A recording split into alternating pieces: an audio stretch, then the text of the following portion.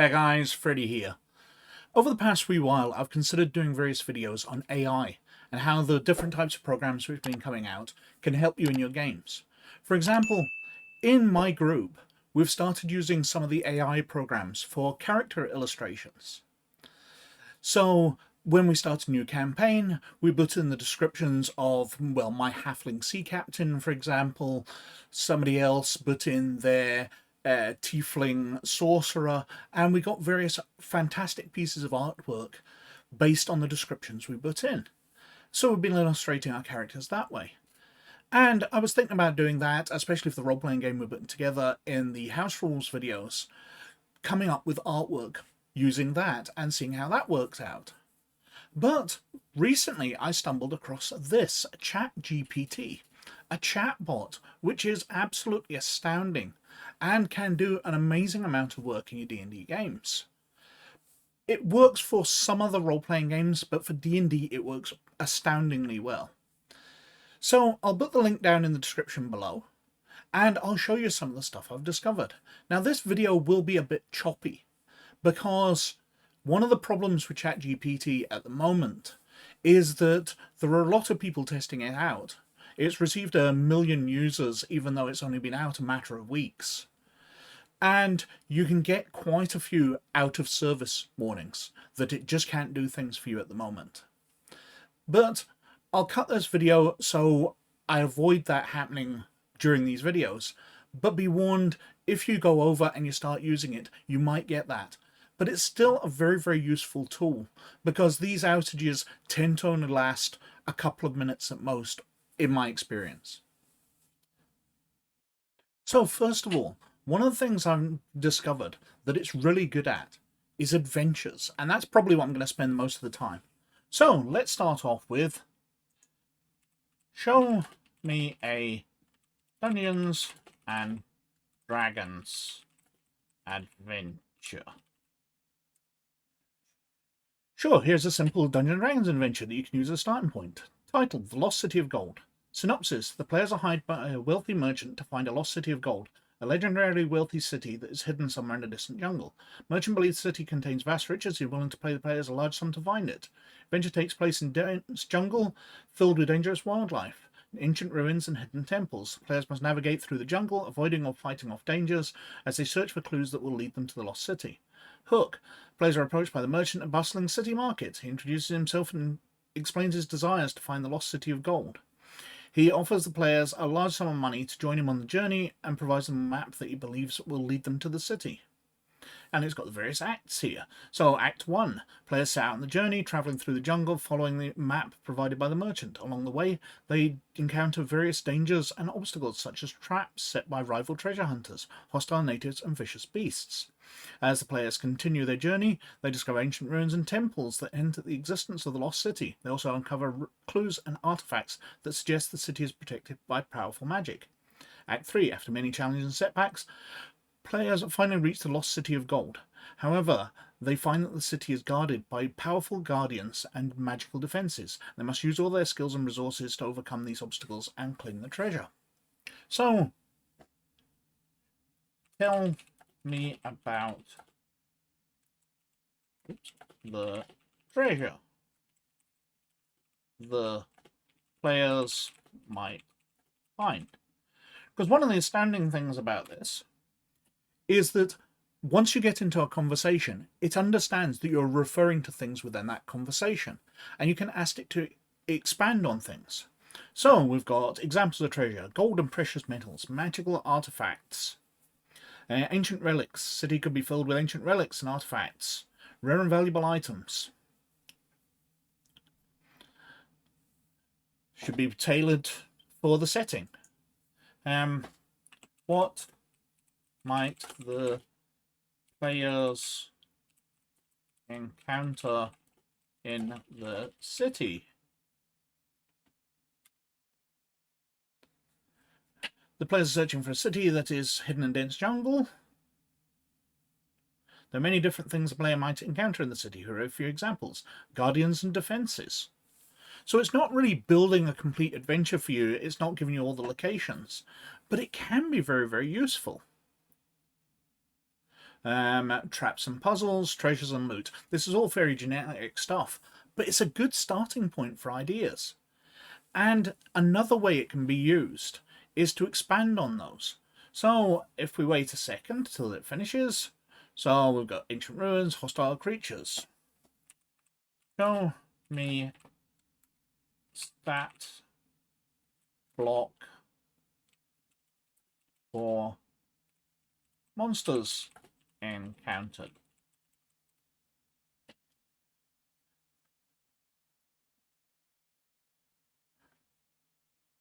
Okay, explaining what a stat block. Here's an example for a simple monster. Okay, in this case, it's not really worked. It's just got goblins here. It's giving me a sample stat block. But what happens if I go back and show me stat block for monsters encountered in the jungle? So we wait until it finishes. It's carrying on through, giving us in painful detail.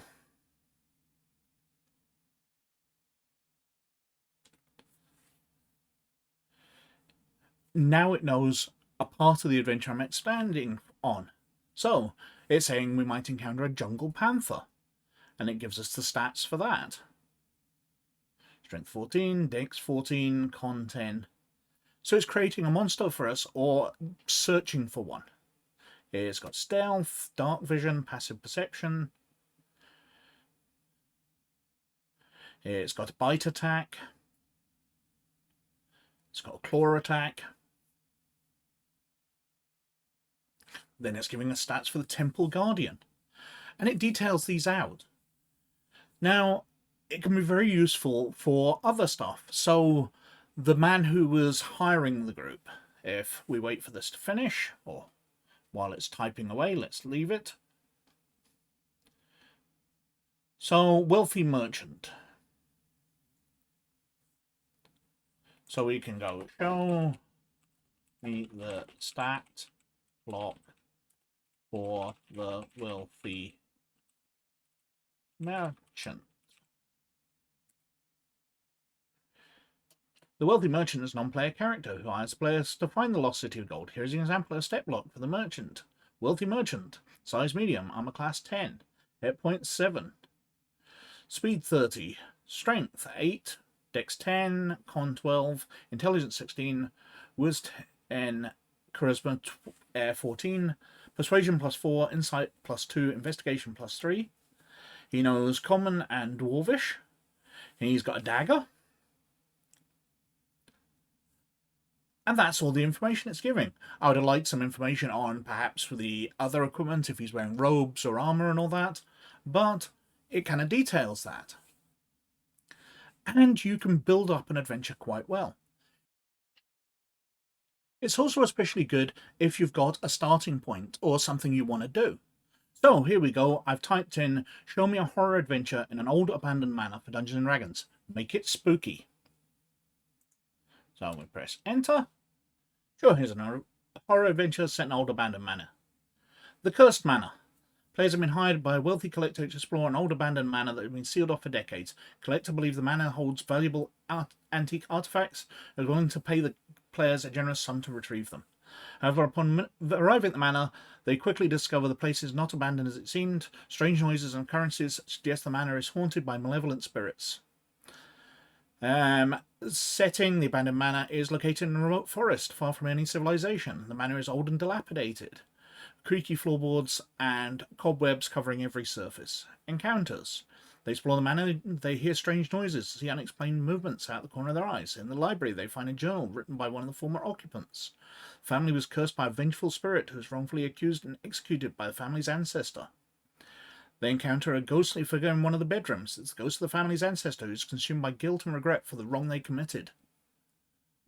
In the basement, they find a hidden passage that leads to a secret room. Inside, they find a collection of antique artifacts, including an old music box. Try to escape the manor. They are chased by vengeful spirits, which take on physical form. The spirit is determined to keep the players trapped in the manor forever. They're able to find a way to bring closure to the vengeful spirits. To set it free, they can lift the curse and escape the manor alive. If they're unable to do so, they may become the latest victims of the cursed manor. Show me the rooms the players might encounter. Some of the rooms that players might encounter in the abandoned manor. The entrance hall. And it's giving us a description of that. Dining room. Library. A study. Bedrooms. This is all very generic. They are dusty and have old furniture. A small bathroom. The basement with shelves and boxes of various items. And the secret room.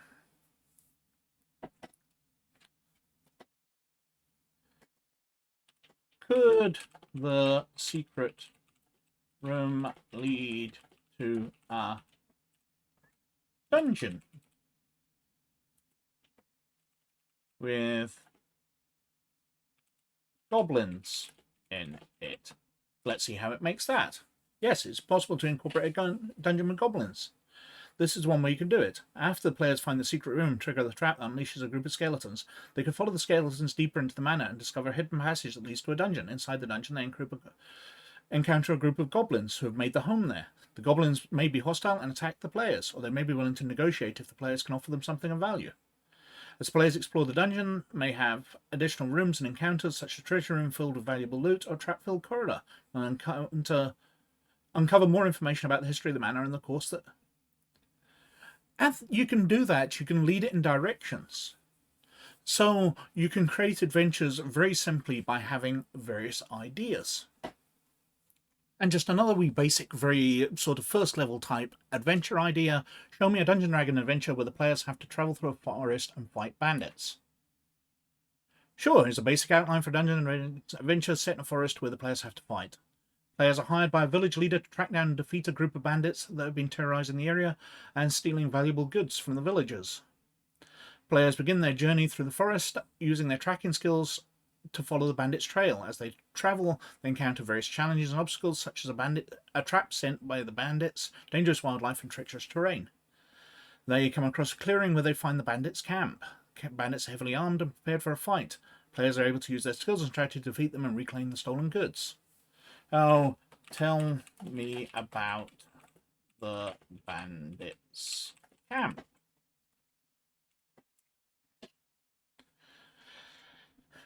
Camp is located in a clearing in the forest, surrounded by trees and hidden from view.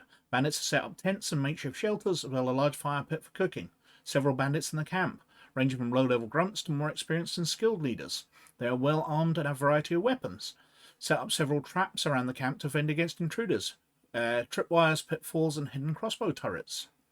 They have a stash of stolen goods. They're not expecting attack and caught off guard. They initially try to negotiate or bribe the players to leave, but will quickly turn to violence if the players refuse. So, what else do we know? Show me stats. Show me stats for encounters in the forest. Here's some ideas for encounters the players may face while traveling through the forest. Encounter with a group of bandits. And it gives some very short stats there for him, including bandit leader, bandit grunt, bandit archer. Encounter with a pack of wolves, with the alpha wolf. An ordinary wolf. What else we got? Encounter with a giant spider. Encounter with a group of centaurs. I wouldn't have thought of putting that in myself. They're kind of underused. Encounter with a group of goblins.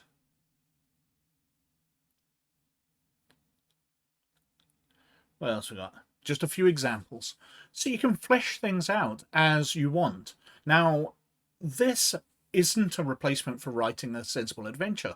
But if you were short on time, I can see how this would be massively useful. Something else I can see being absolutely massively useful is the fact that this is it at 2 weeks or so after it's been launched. Imagine the technology in a year's time, in 2 years' time. This is going to be writing incredibly detailed documents. Now, I'll have one more example before I go, but I can sure you can see the advantages of this system already. So one of the other ways is it can give you information. So tell me about a dwarf shopkeeper NPC for Dungeons & Dragons. Sure, here's a description of a dwarf shopkeeper. Gimli Iron Fist. Gimli is a stout, muscular dwarf with a thick beard and a kind, friendly face. He wears a well-worn apron over his clothes, hands are rough and callous from years of work. He's a hard-working, honest dwarf who takes pride in running his shop. He values his customers and always strives to give them the best services. He is also fiercely loyal to his family and friends who go to great lengths to protect them. He inherited his shop from his father, who passed it down to him after a long and successful career as a blacksmith. He has always been skilled with his hands, and he uses those skills to repair and create items for his customers. He has a reputation for being fair and reliable, and his shop is a popular destination for travellers and locals alike. In addition to running his shop, he enjoys spending time with his family and participating in local festivals and celebrations. He is an active member of his community and often donates his time and resources to help those in need. Overall, he is a reliable and trustworthy NPC who would make a great ally for adventurers in need of supplies or assistance. His stats. Let's see how it learns, because that's getting a very rudimentary. Okay, here's some possible stats for him.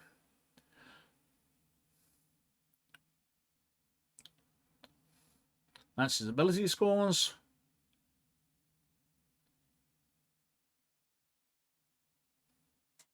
That is a very basic one. I've seen it do far more interesting ones. So, show me an elf bard NPC. Alara Moonwhisper. Alara is a slender, elegant elf, long flowing silver hair and piercing blue eyes. She is always impeccably dressed, with richly embroidered robes and intricate jewellery. Carries a lute with her at all times. Her hands are agile and skilled at playing it. She is a charismatic and confident bard who loves nothing more than to perform for a crowd. Quick-witted and always ready with a joke or song to lighten the mood. She has also a deep sense of empathy and compassion, uses her music to inspire and uplift those around her. She grew up in a small elven village, where she learned to play the lute and sing at a young age. She quickly discovered she had a talent for performance, and began travelling the land as a wandering bard, spreading joy and beauty wherever she went. In addition to her musical skills, she's highly perceptive and intuitive, with a natural talent for gathering information and reading people. She uses these skills to gather stories and inspiration for her songs to help those in need. Overall, she's a lively and entertaining NPC who make a valuable ally for any group of adventurers, whether she's performing in a crowded tavern or using her charm and wit to gather information. She's always ready to lend a helping hand. Now, her stat. I wonder if phrasing it stat block instead of stats will make any difference, whether it'll give me a more detailed set. But you can instantly see how useful this is in just creating random NPCs, just jumping on and creating an NPC with a fairly detailed background, some stats, just throwaway NPCs for that town the players visit that one time. Obviously, you want to make your NPCs for their home base a lot more detailed, but we've got things here. So it's come up with the proper stat block, with the bonuses and everything, what skills she's got, what tools she carries, proficiencies. She's a 4th level bard and she's got those spells. It's fantastically detailed and great for throwing in an NPC and saving yourself some preparation time. Now, I've had some success with other role-playing games where you're being a bit generic. So let's try show me a Shadowrun adventure. The Great Train Robbery. A group of Shadowrunners has been hired by a mysterious client to pull off a daring heist, stealing a valuable shipment of exotic technology from a heavily guarded train as it travels through the wilderness. The runners will need to use all their skills and resources to get past the security measures. Train is travelling through remote mountain range, several small towns and wildernesses along the route. They'll have to navigate through rough terrain and potentially face wildlife and other dangers as they approach the train. And it's got NPCs here, so the client, the train security, local factions. We're coming up with some encounters here. Wilderness hazards. Security checkpoints. The train has several security checkpoints along the route where the runners will need to find a way past through undetected or disable the security measures. Train infiltration. Once the runners reach the train, they will need to find a way to get in on board and locate the valuable cargo. Rewards. They're offering a large sum of money. Runners may be also able to sell the stolen technology on the black market. So let's try and expand. Show me stat block for security guards. Here's a sample stat block for security guards you could use in a Shadowrun game. And it's coming up, yep. Now, I tried it for Star Wars, show me stats for a Stormtrooper, and it was not successful. And while it did create a Star Wars adventure, we'll go into that in a second, the adventure it came up with for me was that the players discover the Empire are building a super weapon, they have to investigate it and stop the Death Star, which struck me as being just way too generic. So let's have show me a Star Wars RPG adventure. Let's see what it comes up with. Basic outline for Star Wars. Set the scene. Begin by setting the stage for your adventure. This could be on a distant planet. This is way generic stuff. Introduce the characters. They could be rebels fighting against the Empire, bounty hunters. This is just telling you how to write. Is it going to go into more detail? Give them a clear goal. Introduce complications. Conclude the adventure. This is just a basic outline. Now, and a detailed Star Wars RPG adventure. Let's see if it comes up with anything for that. Sometimes using extra words entices it to tell much. So the adventure takes place on Tatooine, home to the infamous spaceport Mos Eisley. Players are a group of smugglers trying to make a quick credit. Introduce the characters. Some possible examples. Establish the goal. They're hired by a mysterious client to transport a crate of illegal weapons to a buyer on the other side of Tatooine. May navigate the dangers of the desert planet and avoid the notice of the local authorities. They make their way across the planet to encounter various complications. These could include sandstorms that obscure their path, hostile jammers, Tusken raiders that attack them, or Imperial patrols that search for the illegal cargo. Conclude the adventure. They near their destination. They're ambushed by a rival smuggling gang that wants the cargo for themselves. The players must use their cunning combat skills to defeat the attackers and deliver the cargo to their buyer. Once the transaction is complete, they can collect their credits and reflect on the dangers and rewards of life as a smuggler on Tatooine. So let's ask for some more detail. Need a stat block. Here is a stat block. And this looks like the Wizard of the Coast. So this is Star Wars D20. So it's not the Edge of the Empire version, and it's not the West End Games version. Interesting. Let's see if we can get it to show me stat block for Tusken Raider for Star Wars D6. Will that make it change? It's thinking about it. It's thinking about it. Now, is this a timeout or is it actually having problems?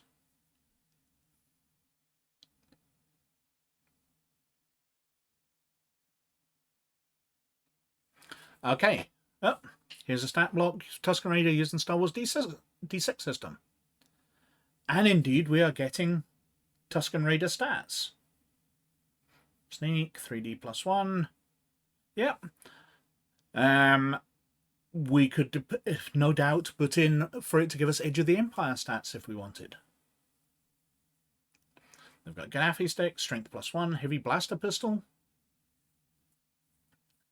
That's absolutely fantastic. In previous attempts, just by the way I'd phrased it, the system couldn't give me stats.